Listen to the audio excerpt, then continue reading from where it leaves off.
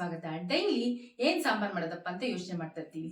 ಇವತ್ತು ನಾನು ಟೊಮೆಟೊ, ಬೇಳೆ, ಸಾಂಬಾರ್ ಪುಡಿ ಇಲ್ದಿರನೆ ಸಾಂಬಾರ್ ಹೇಗ್ ಮಾಡೋದು ಅಂತ ತೋರಿಸ್ಕೊಡ್ತಾ ಇದ್ದೀನಿ. ಬನ್ನಿ ಹೇಗ್ ಮಾಡೋದು ನೋಡೋಣ. ಈ ವಿಡಿಯೋ ಇಷ್ಟ ಆದ್ರೆ ನಿಮ್ ಫ್ಯಾಮಿಲಿ ಫ್ರೆಂಡ್ಸ್ಗೆ ಶೇರ್ ಮಾಡಿ. ನಮ್ ಚಾನೆಲ್ ನ ಫಸ್ಟ್ ಟೈಮ್ ನೋಡ್ತಾ ಇರೋ ಸಬ್ಸ್ಕ್ರೈಬ್ ಮಾಡೋದ್ ಮರಿಬೇಡಿ. ಲೈಕ್ ಮಾಡಿ, ಶೇರ್ ಮಾಡಿ, ಕಮೆಂಟ್ ಮಾಡಿ. ಮಸಾಲೆ ರುಬ್ಕೊಳ್ಳೋದಕ್ಕೆ ಫಸ್ಟ್ 1 ಟೇಬಲ್ ಸ್ಪೂನ್ ಜೀರಿಗೆ ಹುರ್ಕೊಂತಾ ಇದೀನಿ. ನೋಡಿ ಇವಾಗ ಆಗಿದೆ. ಇದು ತೆಗೆದು ಒಂದು ತಟ್ಟೆಗೆ ಹಾಕೊಂಡ್ಬಿಡೋಣ. ಇವಾಗ 1 ಟೇಬಲ್ ಸ್ಪೂನ್ ಮೆಣಸು ಹಾಕ್ತಾ ಇದೀನಿ. ಇದಾಗಿದೆ. ಇವಾಗ ತಟ್ಟೆಗೆ ಹಾಕೊಂತಾ ಇದೀನಿ. ಮೆಣಸಿನ್ಕಾಯಿ ಹುರ್ಕೊಳ್ಳೋಕೆ ಅರ್ಧ ಟೇಬಲ್ ಸ್ಪೂನ್ ಎಣ್ಣೆ ಹಾಕೊಂತಾ ಇದೀನಿ. 3 ಖಾರದ ಮೆಣಸಿನ್ಕಾಯಿ, 2 ಬ್ಯಾಡಗೆ ಮೆಣಸಿನ್ಕಾಯಿ ಹಾಕೊಂತಾ ಇದೀನಿ. ಇದನ್ನ ಒಂಚೂರು ಹುರ್ಕೋಬೇಕು. ಇದಾಗಿದೆ. ಇವಾಗ ಸ್ಟವ್ ಆಫ್ ಮಾಡ್ಕೊಳ್ಳೋಣ. ನೋಡಿ, ಇದು ಈರುಳ್ಳಿನ ಈ ತರ ಸುಟ್ಕೋಬೇಕು. ನಾನು 2 ಚಿಕ್ಕ ಈರುಳ್ಳಿ ತಗೊಂಡಿದ್ದೀನಿ. ನೀವು ಒಂದು ಮೀಡಿಯಂ ಸೈಜ್ ಒಂದು ಈರುಳ್ಳಿ ತಗೊಳ್ಳಿ. ಮತ್ತೆ ಸುಟ್ಬಿಟ್ಟು ಹಾಕಿದ್ರೆ ತುಂಬಾ ಟೇಸ್ಟ್ ಚೆನ್ನಾಗಿರುತ್ತೆ. ಮತ್ತೆ ಇದು ಡಿಫ್ರೆಂಟ್ ಮೊಳಕೆ ಕಟ್ಟಿದ ಸಾಂಬಾರು. ಒಂದ್ಸರಿ ಟ್ರೈ ಮಾಡ್ಬಿಟ್ಟು ಹೇಗಿತ್ತು ಅಂತ ಹೇಳಿ ನನಗೆ. ನೋಡಿ ಸಾಕು, ಇದು ಆಗಿದೆ.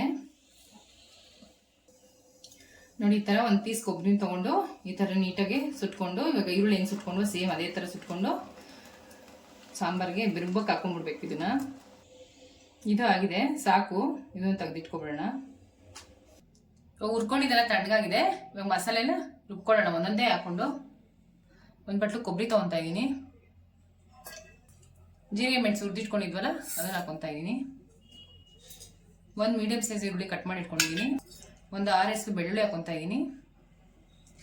ಇದು ಸುಟ್ಟಿಟ್ಕೊಂಡಿದ್ವಲ್ಲ ಅದನ್ನ ಈ ತರ ಪೀಸ್ ಮಾಡಿ ಇಟ್ಕೊಂಡಿದ್ದೀನಿ. ಅದನ್ನ ಹಾಕೊತಾ ಇದ್ದೀನಿ. ದೊಡ್ಡ ಮೆಣಸಿನ್ಕಾಯಿ ಹುರಿದಿಟ್ಕೊಂಡಿದ್ವಲ್ಲ ಅದನ್ನ ಹಾಕೊತಾ ಇದ್ದೀನಿ. ಇವಾಗ ಇದನ್ನೆಲ್ಲ ರುಬ್ಕೊಳ್ಳೋಣ. ನೋಡಿ, ಇಷ್ಟು ನೈಸಾಗಿ ರುಬ್ಕೋಬೇಕು. ಮೊದಲೇದಾಗಿ ಕಾಳುಗಳನ್ನ ಬೇಯಕ್ಕೆ ಇಟ್ಕೊಂಡ್ಬಿಡೋಣ. 1 ಲೋಟ ತಗೊಂಡಿದ್ದೀನಿ ಕಾಳು ನಾನು. ಅದು ಮುಳುಗಷ್ಟು ನೀರು ಹಾಕೊತಾ ಇದ್ದೀನಿ. ಚೂರು ಕಾಳು ಉಪ್ಪಿಡಿಯಕ್ಕೆ ಉಪ್ಪು ಹಾಕೊತಾ ಇದ್ದೀನಿ. ಇದು 2 ರಿಂದ 3 ಸರಿ ಕುಗ್ಬೇಕು.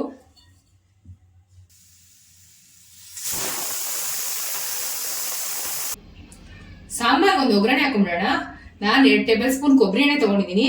ನೀವು ಬೇಕಾದ್ರೆ ನೀವು ಯಾವ್ದು ಮನೇಲಿ ಯೂಸ್ ಮಾಡ್ತೀರೋ ಅದನ್ನೇ ಹಾಕೋಬಹುದು. ಕೊಬ್ಬರಿ ಎಣ್ಣೆ ಹಾಕಿದ್ರೆ ತುಂಬಾ ಟೇಸ್ಟ್ ಚೆನ್ನಾಗಿರುತ್ತೆ. ಒಂದ್ಸಲಿ ಹಾಕ್ಬಿಟ್ಟು ಟ್ರೈ ಮಾಡಿ ನೋಡಿ. ಸಾಸಿವೆ ಜೀರಿಗೆ ಹಾಕೊಂಡಿದ್ದೀನಿ. ಹಿಂಗೆ ಹಾಕೊಂತಾ ಇದ್ದೀನಿ. ಇವಾಗ ಬೆಳ್ಳುಳ್ಳಿ ಜಗ್ಗಿಟ್ಕೊಂಡಿದ್ದೀನಿ. 4 ರಿಂದ 5 ಎಸಳು ಅದನ್ನ ಹಾಕೊತಾ ಇದ್ದೀನಿ. ಇದೊಂಚೂರು ಕೆಂಪಗಾಗಬೇಕು ಬೆಳ್ಳುಳ್ಳಿ. ಕರಿಬೇವು ಹಾಕೊತಾ ಇದ್ದೀನಿ. 2 ಈರುಳ್ಳಿ ಮೀಡಿಯಂ ಸೈಜ್ ಈರುಳ್ಳಿ ಕಟ್ ಮಾಡಿ ಇಟ್ಕೊಂಡಿದ್ದೀನಿ. ಇದನ್ನ ಹಾಕೊತಾ ಇದ್ದೀನಿ.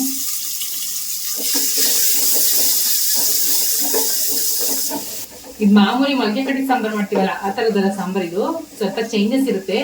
ವಿಡಿಯೋನ ಸ್ಕಿಪ್ ಮಾಡದೆ ಸ್ಟೆಪ್ ಬೈ ಸ್ಟೆಪ್ ನೀಟಾಗಿ ನೋಡಿ. ಅವಾಗ ಚೆನ್ನಾಗಿ ಗೊತ್ತಾಗುತ್ತೆ ಹೇಗ್ ಮಾಡೋದು ಅಂದ್ಬಿಟ್ಟು. ನೋಡಿ, ಈರುಳ್ಳಿ ಬಾಡಿದೆ.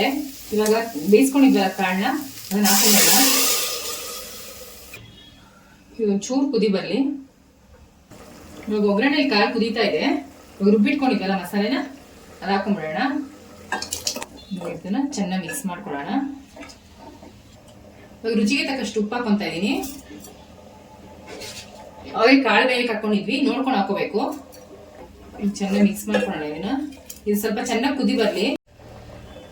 ನೋಡಿ, ಈ ತರ ಕುದಿತಾ ಇರ್ಬೇಕಾದ್ರೆ ನಾನು ಒಂದು ಗೋಲಿ ಗಾತ್ರದಷ್ಟು ಹುಣಸೆ ನೆನ್ಸಿಟ್ಕೊಂಡಿದ್ದೀನಿ. ಅದನ್ನ ಹಾಕೊಂತಾ ಇದೀನಿ. ಮತ್ತೆ ಒಂದು ಅರ್ಧ ಇಂಚು, 1 ಇಂಚ್ ಅನ್ಕೊಳ್ಳಿ, ಇಷ್ಟು ಬೆಲ್ಲ ಹಾಕೊಂತಾ ಇದೀನಿ.